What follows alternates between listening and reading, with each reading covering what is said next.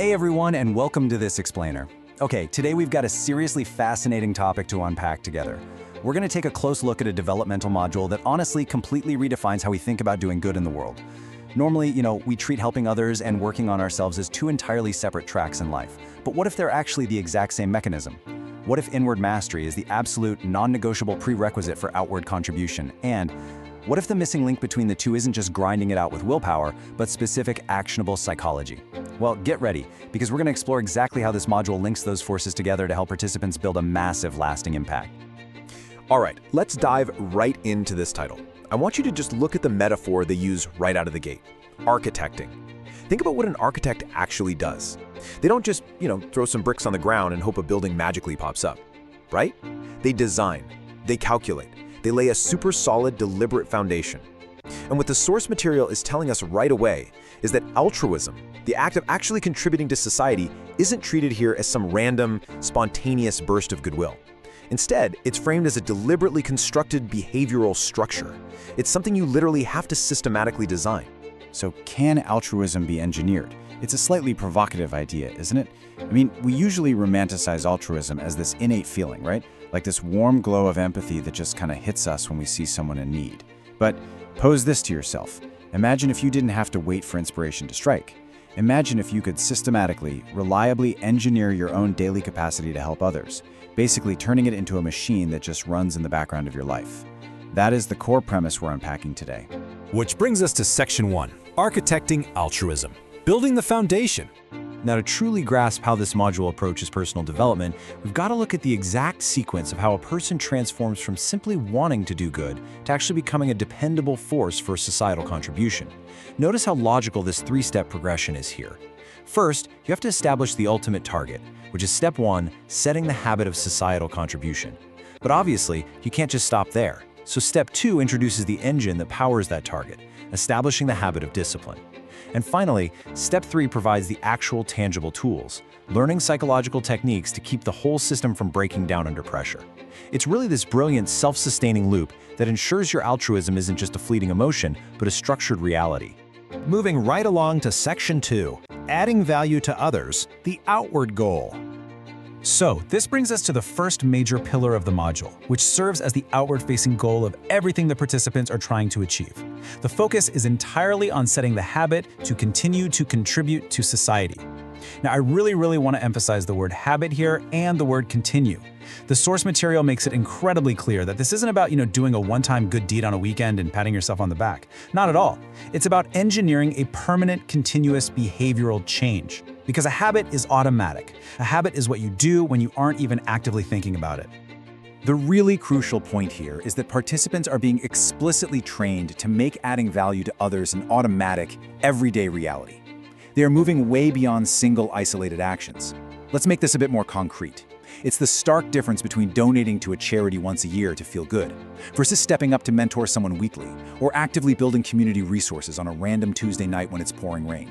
They're focusing purely on the continuous addition of value and directing all of those efforts outward towards society. You aren't just a person who occasionally helps. You're a person whose literal default setting is societal contribution.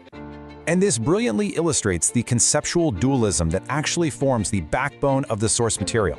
On the left side, you have the outward goal, adding value to others. But over on the right side, you have the inward requirement, being disciplined.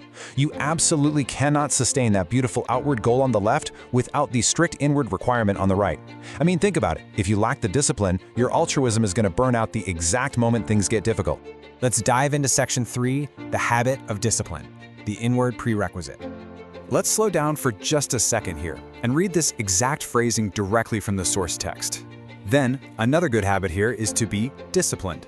If adding value to society is the beautiful building, discipline is the solid steel framing hidden inside the walls. It's the surprising yet entirely logical prerequisite for sustained altruism.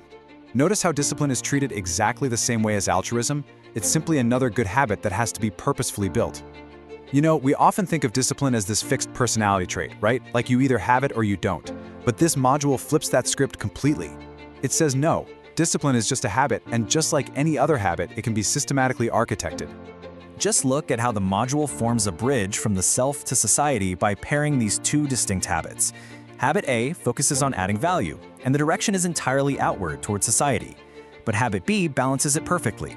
The focus is on discipline, and the direction is entirely inward toward the self. To master the outward, you simply have to master the inward. The two pillars are supporting the exact same architectural structure.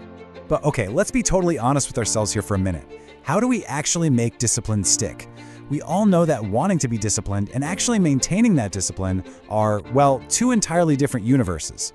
You can have the best intentions in the world to contribute to your community, but man, when you're exhausted from work, when you're stressed out to the max, that discipline fades really fast. So how does this module actually solve that fundamental human flaw? Let's look at Section 4, Psychological Techniques for Mastery, Concrete Mechanisms. So, this is where the module really reveals the how. These are the actual atomic mechanisms the curriculum uses to solve the age-old problem of fading self-control. Participants aren't just told to try harder, they definitely aren't left to rely on raw, fragile willpower alone, because let's face it, willpower always runs out. Instead, they're equipped with specific, actionable psychological techniques. Let's get into what this actually looks like. One major technique participants deploy is identity-based habit formation. Instead of saying, I want to volunteer more, they train their psychology to believe, I am the type of person who contributes. It shifts from an action you do to an identity you hold. Another powerful tool used here is implementation intentions, essentially creating really strong if-then plans. Like, if I feel too tired to show up for my community commitment, then I will use a specific cognitive reframing exercise to reset my focus. It also leans heavily into distress tolerance, teaching the brain to comfortably sit with the discomfort of doing hard work for others instead of instantly seeking an easy exit. It essentially gives them the actual mental blueprints and concrete building blocks to architect their own self-control. And that brings us to this key takeaway. Psychology bridges the gap between intention and enduring habit. Think about those techniques we just covered. Identity shifting, implementation intentions, distress tolerance. It's the application of those exact psychological tools that transforms a fleeting desire to do good into an unstoppable disciplined habit of societal contribution. Without the psychology, you basically just have a wish. But with the psychology, you have architecture. So, as we wrap up this explainer today, I want to turn this really powerful concept around and point it directly back at you. What psychological techniques will you use to architect your altruism? If being a consistently good, contributing member of society actually requires the inward mastery of self-discipline, what blueprints are you drawing up today to make sure your impact lasts a lifetime? Thanks so much for joining me on this explainer, and I genuinely hope this sparks some incredible self-development for you. Catch you next time.